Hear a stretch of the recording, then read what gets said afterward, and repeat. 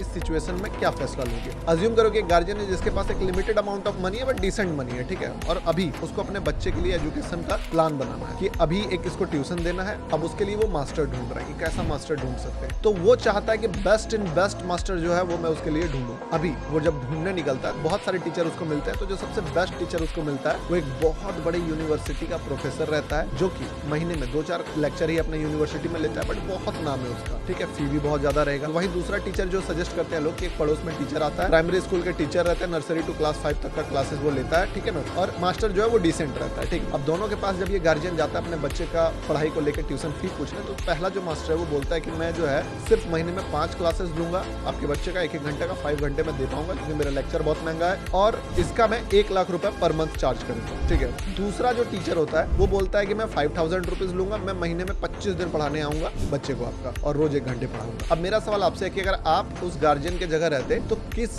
Teacher को choose करते, और एक रीजन बताओ कमेंट सेक्शन में रुक के कि क्यों चूज करते, ठीक है ना। मोस्टली सभी का आंसर यही होगा कि भाई 5000 वाला टीचर चूज करते हैं, ठीक है ना, क्योंकि 1 लाख वाला टीचर का नीड अभी उसको पड़ेगा नहीं, और अभी पड़ेगा, इन फ्यूचर पड़ेगा, बट अभी ही अगर वो 1 लाख रुपए देके उससे सीखेगा, पहला तो सीख नहीं पाएगा क्योंकि वो बहुत हाई लेवल ऑफ नॉलेज बांटेगा और उनको बच्चों को पढ़ाना आता नहीं होगा। पहले पढ़ाया होगा बट उस हिसाब से नहीं पढ़ा पाएगा। दूसरा कि टाइम भी ढंग से नहीं देगा, प्रैक्टिस भी बच्चे का ढंग से नहीं होगा as compare to primary school का टीचर। और तीसरा चीज कि चीजें स्टेप बाय स्टेप अच्छा लगता है। 1 लाख वाले के पास वो 15 साल बाद जाएगा तो ज्यादा बेटर रहेगा, वो रिजल्ट ज्यादा बढ़िया प्रोड्यूस करेगा तभी। ये बात से सभी एग्री करेंगे। तो यही सेम चीज ट्रेडिंग में भी होता है। जो प्राइमरी स्कूल बोल लो या फिर जो प्ले स्कूल बोल लो, वो होता है स्टॉक ट्रेडिंग। यस, इसमें भी बहुत बड़ा करियर बनाया जा सकता है, बट फिर भी एज एन ऑप्शन ट्रेडर भी मैं बात करूं कि अगर मुझे ऑप्शन ट्रेडिंग भी करना है तो स्टेप जो होता है ना, स्टॉक के थ्रू से अगर जाते हैं तो बहुत ज्यादा इजी होता है। नहीं तो वही प्रोफेसर से 1-1 लाख का फीस देके अगर हम लोग ट्रेडिंग सीखने जाएं एज अ बिगिनर, तो कितना ज्यादा कॉस्टली हो सकता है, और हो सकता है हम लोग सीखने से पहले ही मार्केट से बाहर हो जाए। ट्रेडिंग सीखने में सिर्फ चार्ट का बात नहीं होता है, मनी मैनेजमेंट भी होता है, रिस्क मैनेजमेंट भी होता है, साइकोलॉजी भी पार्ट है उसका, प्रॉफिट को होल्ड करना, लॉसेस को सही टाइम पे काटना, ये सारा प्रोसेस भी हम लोगों को ट्रेडिंग में सीखना होता है। तो आप अगर एक बिगिनर ट्रेडर हो तो इस वीडियो में मैं आपको बताऊंगा कि कैसे मार्केट में लंबा टाइम टिक सकते हो आप, और अगर लंबा टाइम मार्केट में आप टिक गए तो जाहिर सी बात है कि आप इस गेम को जीत सकते हो। क्योंकि देखो यहाँ पे गेम क्या है ना कि टैलेंटेड आदमी नहीं जीतता है, यहाँ पे वही जीतता है जो मार्केट में टिक जाता है लंबा टाइम तक। क्योंकि जो टिक गया ज्यादा लॉसेस लिए बिना, उसको आज नहीं तो कल ये गेम पूरा समझ में आ जाता है। मार्केट लोगों को बहुत जल्दी बाहर, मतलब मोस्टली तो लोगों को 3 से 6 महीने में ही बाहर कर देता है। बाकी जो हिम्मत नहीं हारते हैं, लॉसेस ले लेके 1-1.5 साल में बाहर कर देता है। और जो 1-1.5 साल से ज्यादा मार्केट में टाइम दिए हैं, उन्होंने इतना लॉसेस कर दिया है कि वो होने का मार्केट से कब का बाहर हो चुके होते हैं, बट लॉसेस उनका मार्केट से उनको बांधे रखा हुआ, वो बस इसीलिए मार्केट में है क्योंकि उनको मार्केट से पैसा अपना रिकवर करना है। बाकी जो बिना पैसा लूज किए, बहुत बड़ा अमाउंट लूज किए बिना अगर मार्केट में कोई इतना टाइम तक रुक जाता है, तो मार्केट उसको ऐसे ही रिवॉर्ड देना शुरू कर देता है, और आप उनको देखते होंगे, और वो इस मार्केट के गेम का सेंसा बन जाता है। ट्रेडिंग जो है एज अ ऑप्शन ट्रेडर, खुद बता रहा हूँ आपको, एक्स्ट्रा ऑर्डिनरी ऑप्शंस में कमांड होने के बाद भी, अगर आप स्टार्ट करते हो ऑप्शन से तो आपको थोड़ा सा मुसीबत का सामना करना पड़ेगा। वहीं अगर आप स्टार्ट करते हो स्टॉक से, भले जाना आपको ऑप्शंस के पास ही है, तो जर्नी बहुत स्मूथ होगा। तो फिलहाल के लिए मान लो कि आपने स्टार्ट किया, अगर ऑप्शंस कर भी रहे हो, तो एक पैर अपना स्टॉक पे कैसे डालना है कि यहाँ से भी जो है आपका जड़ स्ट्रॉन्ग हो, और दूसरा पैर जो है अपना ऑप्शन में, या तो अभी पूरा बिगनर हो तो दोनों पैर स्टॉक में डालो, जब स्टॉक का गेम को आप जीत जाओ फिर ऑप्शन में दूसरा पैर डालना, और तब तक पहला पैर स्टॉक पे रखना जब तक कि ऑप्शन का पहला पैर जम नहीं जाए, प्रॉफिटेबल नहीं हो जाए, तब दूसरा पैर उठा के अपने आप वो स्टॉक से ऑप्शन में चला जाएगा। लेकिन अभी अगर आपका ऑप्शन में पैर जम नहीं रहा है, बार बार खड़ा होना चाहते हो, गिर जाते हो क्योंकि आपने सीखा नहीं है, मार्केट को लंबा टाइम नहीं दिया है, तो एक पैर कैसे आप स्टॉक में अपना डाल के इस गेम को लंबा टाइम तक खेल सकते हो, क्योंकि गेम में जितना देर टिकोगे उतना ज्यादा सक्सेसफुल होने का चांसेस। तो लंबा टाइम तक कैसे इस गेम में सस्टेन कर सकते हो, तो उसका मैं पाथ आपको देने वाला हूँ। सबसे पहले बात करते हैं जो कि एकदम बिगनर है, कंप्लीट बिगनर, वो क्या करे। वो अपने लिए सबसे पहला, अगर आपके अकाउंट में कितना भी पैसा हो मैटर नहीं करता, मैं हमेशा बोलता हूँ कि आपको एक छोटा सा अमाउंट, क्योंकि आप सीखना चाहते हो, अभी सीखने के लिए ट्रेडिंग कैसे करें, सवाल यही है। तो सीखने के लिए अगर आपको काम करना है, 2, 4, 5 हजार जितना भी आपको डिसेंट लगता है अपने लिए, उतना फंड आपको अपने डिमेट अकाउंट में डालना है। जैसे ही उतना फंड आप अपने डिमेट अकाउंट में डालें, उसके बाद एक स्टॉक पकड़ो या फिर 1 से 2 स्टॉक पकड़ो। मैं जब अपना जर्नी स्टार्ट किया था तो मोस्टली मैं HDFC बैंक में करता था, तो HDFC बैंक पकड़ लिया और उसी में मैं रोज बाय करता था, रोज सेल करता था। मुझे लगता था कि यार यहाँ से मार्केट ऊपर जाएगा, बस कोई स्ट्रेटजी नहीं, कोई रेसिस्टेंस, ये सब दिमाग नहीं लगाता था। मैं बस ये देखता था कि अगर लॉसेस होगा तो मैं इतना लॉसेस लूंगा, प्रॉफिट होगा तो इतना लूंगा। इंट्यूशंस के हिसाब से चार्ट्स को देखता था, खुद ही कुछ फील होता था, बस ले लेता था। यहाँ से स्टार्ट हुआ था।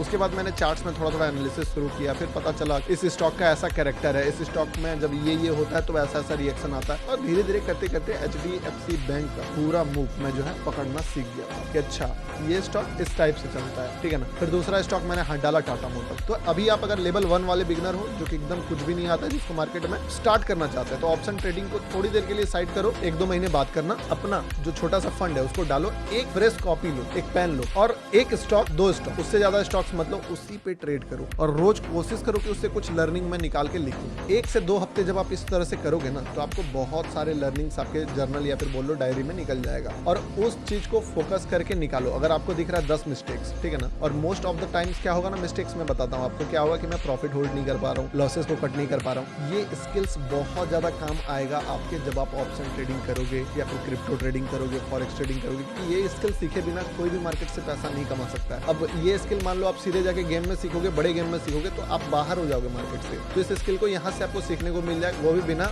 बहुत बड़ा फीस दिए मार्केट को, ठीक है। तो ये चीज सीखे धीरे धीरे जो है ना, इसी बीच में थोड़ा थोड़ा आप आइडिया लगाना शुरू करो कि मार्केट में ट्रेंड क्या होता है। अभी मैं आपको एक स्ट्रेटेजी भी दे दूंगा, ठीक है ना, जिससे कि आप इसको अप्लाई कर सकते हो, क्योंकि सिर्फ वीडियो बना दूंगा, ज्ञान दे दूंगा वो बात नहीं है। एक छोटा सा मैं आपको स्ट्रेटेजी भी दूंगा जिसके थ्रू आप अगर इसको करते हो, उसका एक्यूरेसी भी बहुत बढ़िया है और साथ में अब आपको मार्केट में जाना है। और सबसे पहला चीज क्या है कि आपने ट्रेंडिंग स्टॉक्स ढूंढ लिए। एक कॉन्सेप्ट है मार्केट में कि जो चीज 6% चढ़ सकता है ना, उसका बहुत ज्यादा चांसेस है कि वो 10% भी चढ़ सकता है। और दूसरा 10% वही स्टॉक गिरता है जो पहले 6% गिरता है, फिर 7% गिरता है, फिर 8% गिरता है, कभी कभी 15-20% भी गिर जाता है। यानी कि आप ट्रेंड के खिलाफ नहीं जा रहे हो, ट्रेंड के साथ वाले ट्रेड्स में जाओगे। और मैं आपको अभी रिवर्सल शुरुआत में, जबकि मैं मानो अगर अपना बताऊं तो मैं रिवर्सल्स का ही मास्टर हूं, ठीक है ना। रिवर्सल्स में मेरा बहुत बड़ा कमांड है। तो मैं अगर अपना बताऊं तो मैं इंडेक्स में 10 में से 5 से 6 टॉप एंड बॉटम हर रोज, मतलब 10 दिन अगर हम लोग ट्रेड करेंगे तो 5 से 6 दिन जो है आइडेंटिफाई कर लेते हैं। हम नहीं, हमारे साथ हमारे मेंबर्स भी कर लेते हैं, व्यूअर्स भी कर लेते हैं लाइव में, ठीक है। लेकिन ये चीज पहुंचने का रास्ता लंबा जाएगा। अभी आपको ट्रेंड का दुश्मन नहीं बनना है, ट्रेंड का दोस्त बनना है। Trend is your friend until it's and और बेंड, जो भी बोल लो। सबसे पहला आप ट्रेंडिंग स्टॉक्स को ढूंढे, रिवर्सल्स से आपको बचना है। अब ट्रेंडिंग स्टॉक्स क्या होता है? अब ट्रेंडिंग स्टॉक्स में मान लो 5% चढ़ा है, पोटेंशियल है कि वो 7% भी चढ़ सकता है, 10% भी चढ़ सकता है, या पोटेंशियल है वो गिर भी सकता है, मार्केट वापस से 2% पे आ गया या फ्लैट हो गया, ठीक है ना। बट कभी भी 5% अगर कोई चढ़ाया है तो उसको गिराने के लिए नहीं चढ़ता। याद रखना, बाउंड्री होता है। 1%, 1.5% नॉर्मली चढ़ता है, लेकिन जब भी कोई स्टॉक 5 से 6% चढ़ जाता है ना, एक ढंग का मार्केट कैपिटल वाला, तो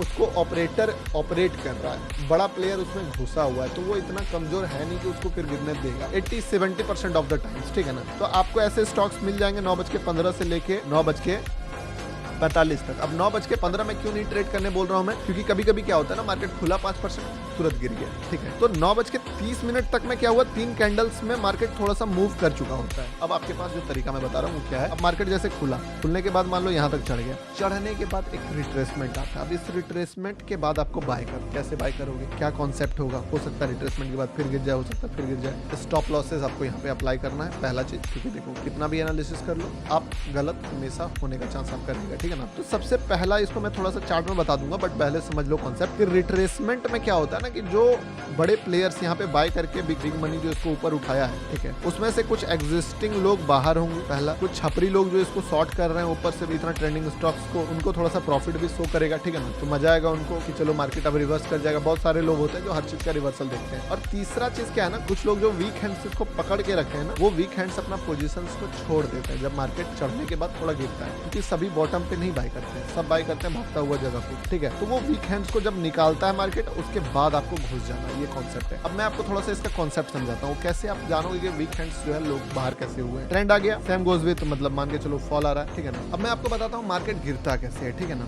यहाँ पे थोड़ा सा क्या होगा, फाइट चलेगा, एक ग्रीन कैंडल बनेगा, फिर ग्रीन कैंडल बनेगा। पहला कॉन्सेप्ट होता है मार्केट एक लेवल तक पहुंचने के बाद मान लो 6% चढ़ गया, वो रुकना शुरू करता है, फिर एक रेड कैंडल भी यहाँ पे बन जाएगा, ठीक है ना। फिर मार्केट फाइट करेगा, फिर एक ग्रीन कैंडल बनाएगा यहाँ पे ऐसे करके, ठीक है, यहाँ पे रेड कैंडल भी बनेगा, और उसके बाद जो है डोमिनेशन रेड कैंडल दिखाना शुरू करेगा, फिर से ग्रीन कैंडल बनेगा। अब आपको मैं बताता हूँ आपको ढूंढना क्या, आपको ढूंढना है एक शार्प करेक्शन नीचे के साइड, जिससे कि जो भी लोग पकड़े हुए हैं पोजीशन वो छोड़ दें इस पोजीशन को, ठीक है ना। अब वो कैसे छोड़ेंगे, जब मार्केट लगातार गिरना शुरू करेगा, ठीक है ना। तो जब भी लगातार 3 बड़ा सा कैंडल से मार्केट गिरे, और पहला, दूसरा, तीसरा, मतलब छोटा से स्टार्ट होगा, बड़ा बड़ा बड़ा, या फिर कभी बीच में बड़ा होगा, लास्ट वाला छोटा होगा, जैसे भी हो, बट लगातार 2 से 3 रेड कैंडल बनने के बाद मार्केट जो है रिट्रेस करेगा बढ़िया ढंग से। और करने के बाद यहाँ पे क्या हुआ, जितने भी पीछे के बायर्स थे जो कि अर्ली बायर्स थे, वो अपना पोजीशन जो है वो सेल कर चुके हैं। अब यहाँ पे जब भी एक हैमर बनाए मार्केट, ठीक है ना, इस जगह पे जैसे ही एक हैमर बने, आपको सिंपल कॉन्सेप्ट क्या करना है, इस हैमर के बनने के बाद जैसे ही मार्केट इसका हाई ब्रेक करता है अगले कैंडल में, ठीक है ना, यहाँ पे इस जगह पे आपको एंटर करने का प्लान करना है with stop loss of this hammer, ठीक है। अगर ये हैमर बहुत बड़ा बन जा रहा है तो स्टॉप लॉस आप इस कैंडल पे डाल सकते हो, या फिर मान लो थोड़ा सा इसके ऊपर जाने के बाद आप स्टॉप लॉस यहाँ डाल सकते हो, ट्रेल कर सकते हो। रीजन क्या है कि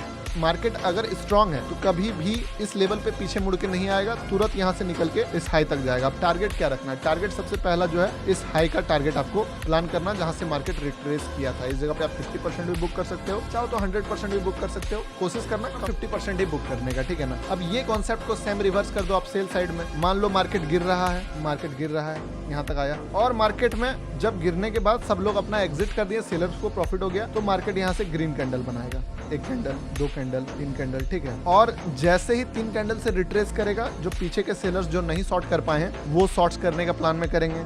ये लोग तो चलो प्रॉफिट हो गया, निकल गया, सेलर एग्जिट करता है तो बाय ऑर्डर होता है। फिर यहाँ पे देखना है एक सेलिंग साइड में हैमर, जैसे इस हैमर का लो ब्रेक हो आपको यहाँ पे एंटर करना है, इसके ऊपर स्टॉप लॉस डालना है, ये आपका टारगेट रहेगा। इस हिसाब से आपको प्लान करना है। इसको थोड़ा सा मैं आपको चार्ट में दिखा देता हूँ ताकि आपको क्लैरिटी मिल जाए कि किस टाइप से काम होगा, ठीक है। अब यहाँ पे अगर हम देखें तो एक काम करते हैं, निफ्टी मिड कैप का चार्ट खोल लेते हैं और ढूंढते हैं कि कौन सा स्टॉक जो है सबसे बुलिश था। फॉर एग्जांपल बाटा इंडिया जो था 2.76, आज का मार्केट में बना नहीं है बट फिर भी बता देता हूँ, ठीक है। अब यहाँ पे अगर आप ध्यान से देखो, ठीक, तो मार्केट ने इस जगह से लेके इस जगह तक में ऑलमोस्ट 3% का मूव कर दिया था। सोचो जब 3% वाला ऐसा हो सकता है तो इसके ऊपर तो और बढ़िया रहेगा। और यहाँ पे अगर आप देखो तो पहले जस्ट 2-4 कैंडल जो है खिचड़ी बनाया, यहाँ पे कुछ नहीं करना है। और इस जगह पे मार्केट ने असली नेगेटिविटी दिखाना शुरू किया। यहाँ पे भी बना बट ग्रीन कैंडल, 2 कैंडल, मतलब एक ही जगह पे है, फॉल अच्छे से नहीं कर रहा है। यहाँ पे पहला फॉल, बड़ा फॉल में रुकावट, ठीक है ना, और थोड़ा सा ढंग से रिट्रेस भी हो गया मार्केट, यही देखो यहाँ पे, ठीक है। और जैसे रिट्रेस हुआ एक हैमर बना, इस हैमर का हाई ब्रेक होने पे अगर आप यहाँ पे एंटर करते हो, ठीक है, लॉन्ग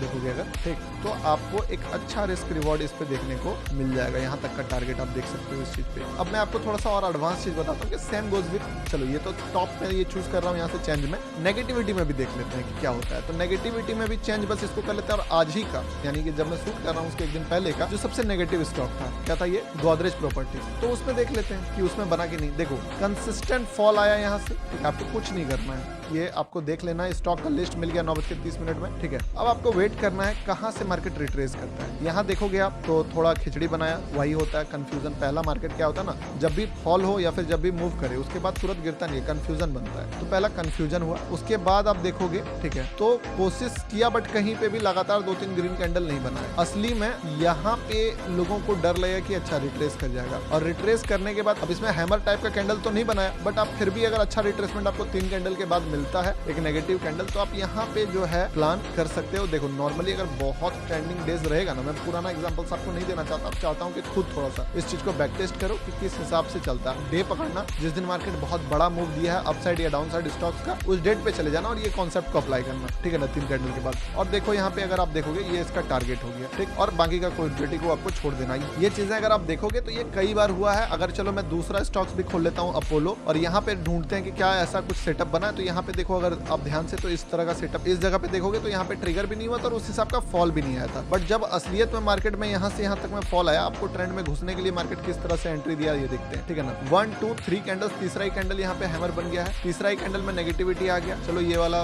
मान लेते हैं 3 कैंडल के बाद नहीं बना, तीसरा ही कैंडल बन गया, ठीक है ना, रहने देते हैं इसको। इसके बाद 1 2 3 कैंडल के बाद आप देखो इस जगह पे अच्छा फॉल आया है, आपको स्टॉक्स मिल जाएगा। उस स्टॉक्स में जाके इस टाइप से ट्रेड आप पकड़ सकते हो। एंट्री तो चलो यहाँ तक का टारगेट होता है 1:86, बट मार्केट जो ऑलमोस्ट 1:4 तक का रिस्क रिवॉर्ड दिया। तो इस स्ट्रेटेजी से लेवल 2 में अगर हो तो एक पैर आप स्टॉक में रख सकते हो, दूसरा पैर धीरे धीरे ऑप्शंस में जमाना। इस चीज से आप पैसा बना सकते हो पहले, और कमांड अपना बिठा सकते हो मार्केट में। बहुत इजी, बहुत सिंपल, बिगिनर्स के लिए मैं बताया हूँ। एक लेवल उठोगे फिर स्मार्ट बनोगे। टेलीग्राम ज्वाइन नहीं किया तो कर लीजिए। मिलते हैं किसी नेक्स्ट इंपॉर्टेंट वीडियो में, तब तक के लिए बाय।